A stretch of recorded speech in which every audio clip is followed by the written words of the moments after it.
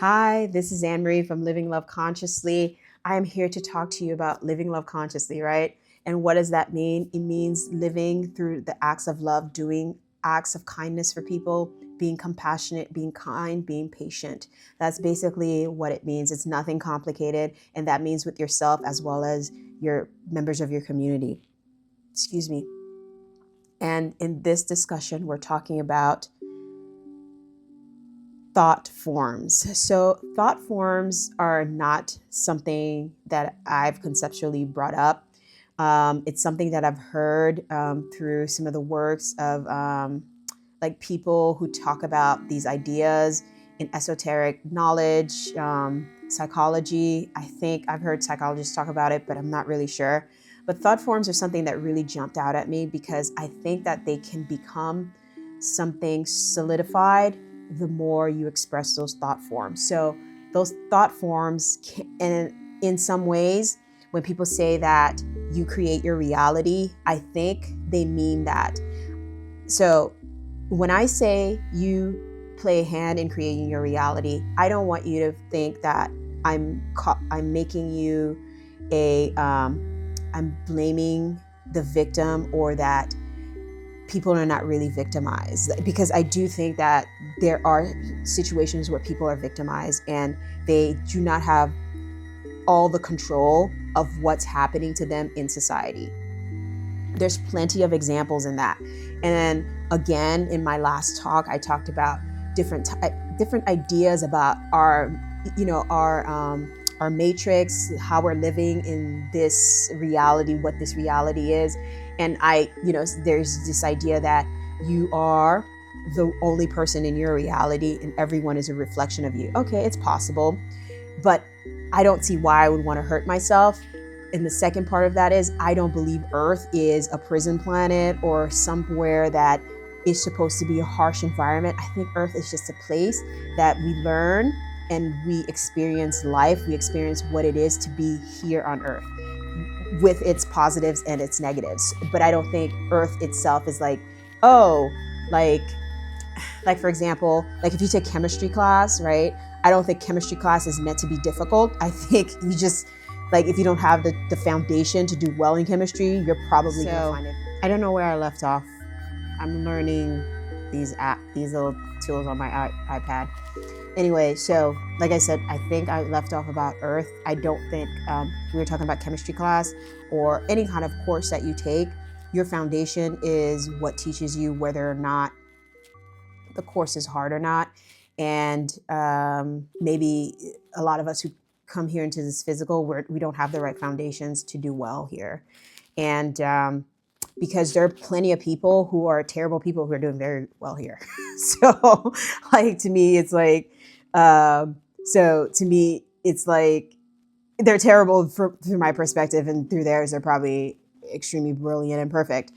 So I think there are people who like know what this is and they really manipulate the reality very well, and we become victims of that manipulation. And so it may be harder for us than for others versus another group of people or whatever. But so it's just the foundation. So I don't think Earth is here to make us. Sorry, I'm tilting my head. It's because I'm trying to keep the reflection of the ring light in front of me from my glasses. Because if I didn't have the ring light, I'd be like totally dark because my lighting situations are not perfect. Anyway, if we grow this channel, when we grow this channel, be positive. The lighting situation hopefully will be better. Anyway, so I don't have to tilt my head and anyway, I guess it doesn't matter. But anyway, so yeah. So thought forms. So this is not my concept. This is a concept I've heard and I've really thought about, and it's taken me years because I've heard about this concept maybe like more than 10, 15 years ago, and I've just been processing it through the years about like what it actually means to have thought forms and how they affect our lives. So I do think thought forms can become solidified, and I think that you get access to not only your own thought forms, but other thought forms that people have put into Matrix and into the world, into our reality. Because sometimes I have thoughts that come into my head that are not mine, in the sense that this is not part of my personality, part of my storyline. And I'm like, get the out of here. And sometimes they're like not great thought forms. And I'm like, no, stop. I put a hard stop and I say, you do not belong to my reality. Goodbye. And so that's why it's important to be present. That's another reason it's important to be present, because you can recognize the thought forms that are not yours. You can recognize who you are and your patterns and say, okay, this is a thought form that is relatable to me. This is one of mine, so I'm going to take care of it. But when it's not yours, you're taking stuff from reality all the time. We are constantly taking information from reality and processing that information. And it's important to realize what's yours and what's not, so you can move that forward. Sorry, my phone keeps locking. I know it's annoying for me too, because I say, why don't you take the lock off? Because I have a kid who's constantly touching my phone. What does it mean? What does it mean? What do thought forms mean? So I think I explained that to you. It's just concepts, ideas that come into your head. The more you think about them, the more they become more real and become something that solidify, and that can cause you fear. Depending on like your state of consciousness, right? Why do thought forms present in our lives? It could be through trauma. It could just be just thinking about stuff. And all thought forms are not negative. That's why when people say you create your reality, I think they're trying to tell you stay towards the positive thought forms, because if a positive thought form becomes pervasive, then it is causing a stream of positivity in your life. It's directing you in a more positive trajectory versus a negative thought form that may cause you havoc, that may cause you to lose the sense of your reality that you have, and it may cause you more pain than gain, right? Because we want to be able to gain in this life. It's not about being in pain all the time, but it's also not about living your life through debauchery and doing whatever you want. There are rules that everything must abide by. Like, for example, if you give a plant too much water, you will kill it. Eventually you will kill it. So there are rules. Like, you can't exceed the equilibrium of that environment, right? If you do it, then you will take them off to a veer. Now, there are people who practice certain types of things that allow themselves to go into a very negative thought form. But if that's not you, don't go there. Don't go there. Learn your equilibrium, learn your environment, learn what you can deal with and what you cannot deal with. And then that way you decide what thought forms to focus on. Like, you may want to do an experiment of like challenging negative thought forms. I don't know. But you have to ask yourself, how strong is your mind to allow you to do that kind of experiment? You know what I'm saying? And if it's not going to cause gains in your life, in your everyday life, because most people in their everyday life have a lot of things going on, than to experiment with negative thought forms, to experiment with like taking a bunch of drugs and stuff like that. Because some people do that, where they experiment with a bunch of drugs and they come out at the end of fine. And there are people who do that and they fucking lose, excuse my French, they lose their mind and they cannot function in society. So again, what is your equilibrium? And can you manage those things to allow you to veer into different thought forms? Okay. Now, how do we understand our thought forms, right? Again, it goes back to the previous one I did, which is knowing yourself and being present and understanding which thought forms are yours, which are the ones that you're pulling out from the matrix, from your environment, and how it's helping you to be the person that you need to be in the society to live a loving, conscious life. Because we all have trouble. Like, some days I come from work, it's a really long day, and I think, oh my God, why is my life so hard? Am I the one constantly creating hardships for myself?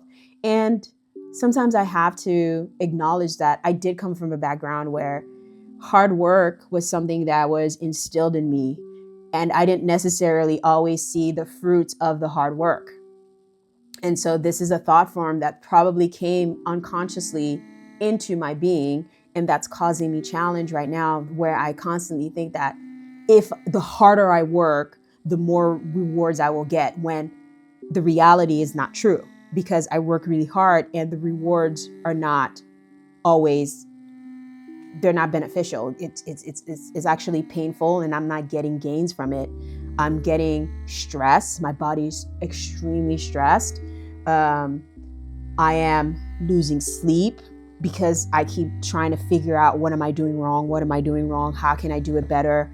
Things like that. And I do more, and I don't get the results that I'm looking for. And I see other people who are like, do the bare minimum, and life is just parfait for them.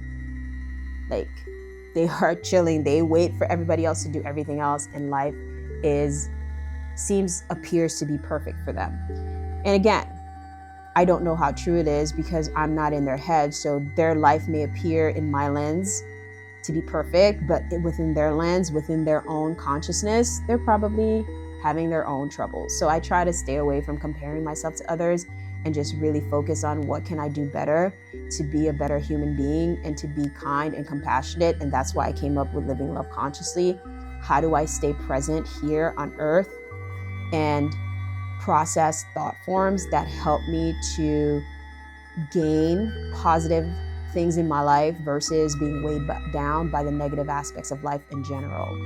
So if you're going through a hard time, take a moment and sit down and say to yourself, what can I do to contribute to the changing of my the challenges in my life? If it's something as simple as saying to yourself, God loves me, Jesus loves me, and I'm here to have value in the world, then that's great. It can be something as simple as putting on a routine where you tell yourself every morning, I have value, I am loved, and I am here to contribute positively to the human experience. Other things you can tell to yourself, just because things are challenging now doesn't mean it's always going to be challenging. What can I find that's happy? And I know this is going to sound silly. I'm alive. I'm breathing, because I truly believe that being here is a blessing. I'm alive. I'm breathing. I have people that love me. And even if you believe that nobody loves you, Jesus loves you, because Jesus came here and he, through his sacrifice, showed you what your life can be. And I'm not like a preaching of the Bible and things like that. That's not what I'm here to do. I'm here to tell you that I've had some very troublesome things happen to me in my life. And I used to say to God, or I used to talk to God, and I used to say, why am I here? Why did you bring me here to have all this shit happen to me? It doesn't make sense. And I had to really think about it and say, you know what?